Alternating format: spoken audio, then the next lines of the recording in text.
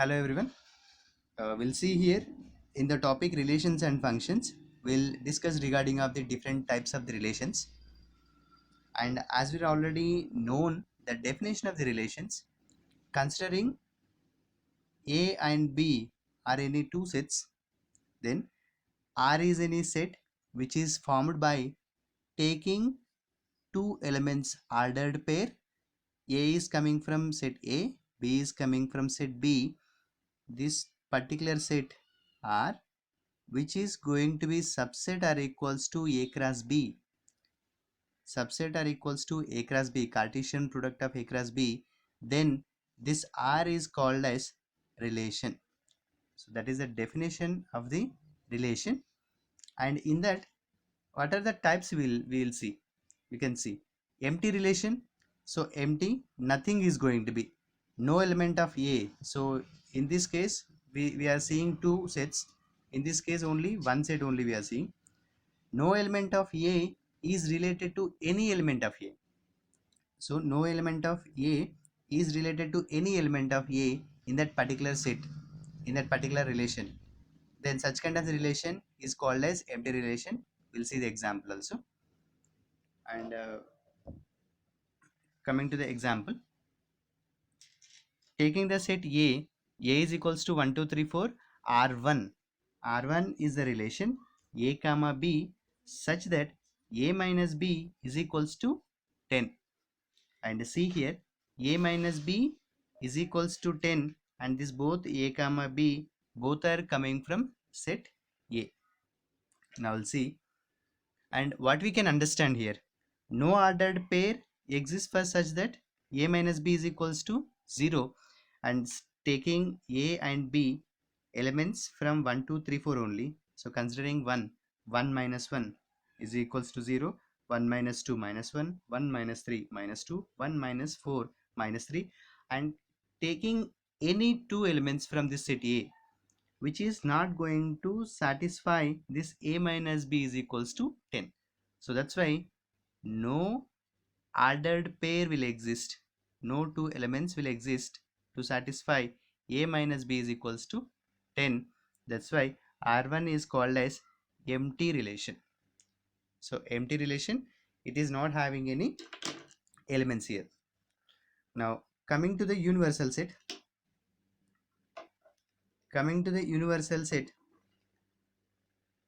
universal set, if each element of A related to each element of A, each element is related to each element of A, then considering the second relation R2 is equals to A comma B such that A minus B, the modulus of A minus B greater than or equals to 0. So we'll see here, I am taking the same set A is equals to 1, 2, 3, 4 only,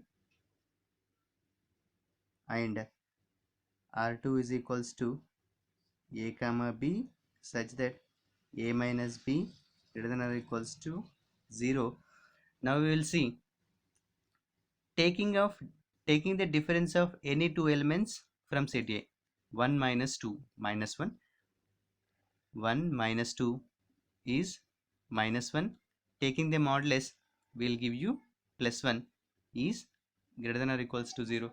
So any element you take, 1 minus 3 minus 2 modulus will be plus 2 will be greater than 0, 1 minus 4 minus 3 mod minus 3 plus 3 greater than or equals to 0.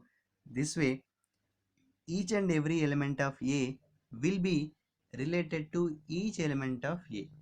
So in that case R2 will contain the elements like 1 1, 1 2, 1 3, 1 4, and 2 1 is also going to be, 2 2 is also, 2 3 also, 2 4 also, 3 1, 3 2, 3 3, 3 4, and at the same time 4 1, 4 2, 4 3, and 4 4, all will satisfy, and this will be subset or equals to A cross A.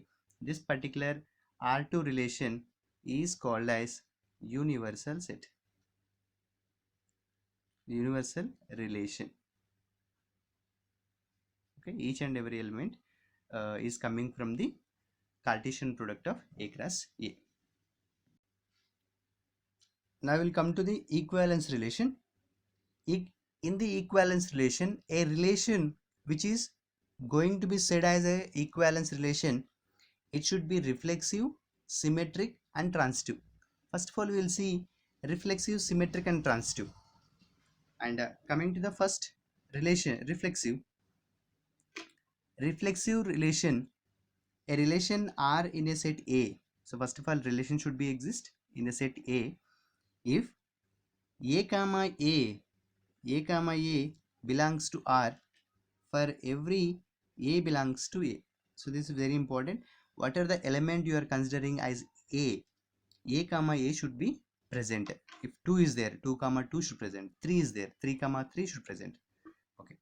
Now, and coming to the next symmetric definition, if A comma B, which is lying in the relation, which is already existing in the relation, this implies B minus A is also required to be present in that relation, then only we can say it is symmetric. If 1 comma 2 is present, if 1 comma 2 if 1 comma 2 is present in the relation, this implies 2 comma 1 should also exist in that relation, then only we can say.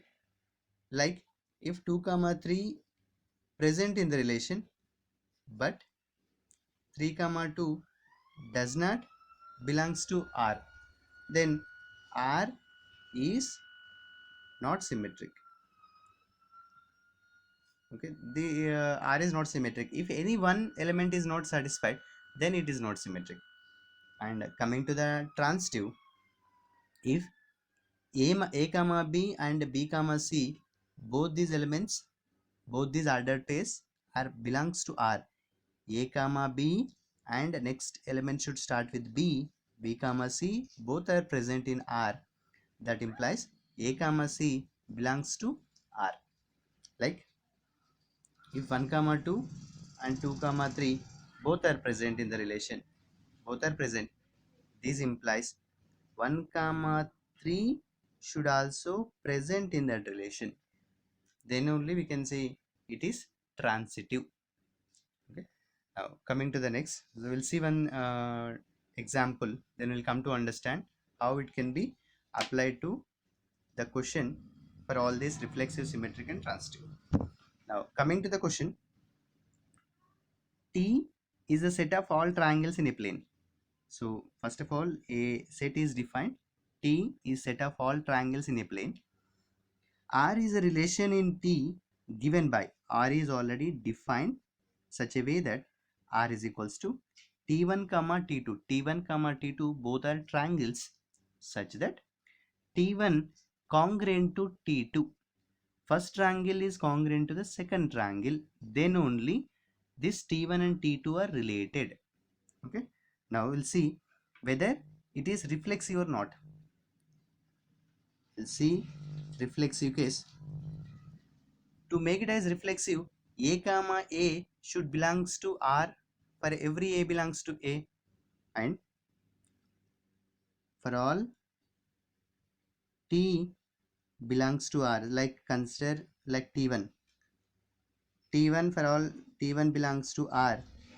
This implies, can we say any one particular triangle is congruent to itself?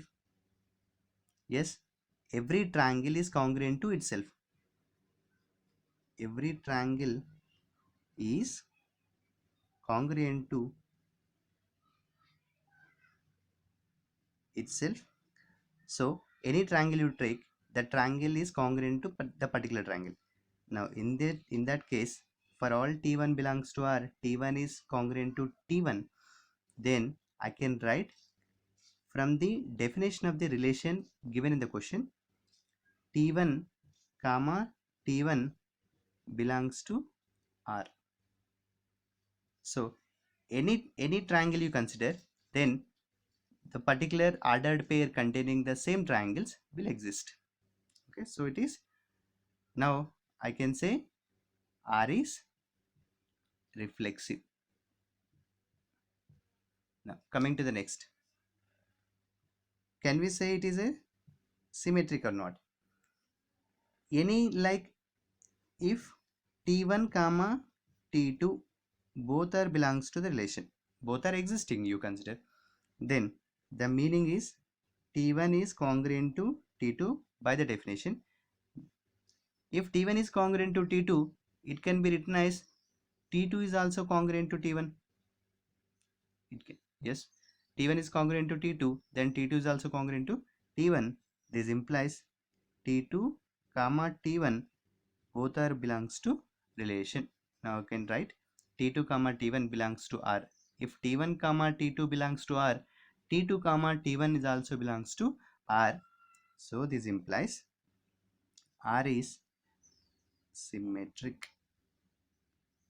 You make it a set. Now we'll see the third. Can we say it is a transitive or not? Now we'll see the transitive case.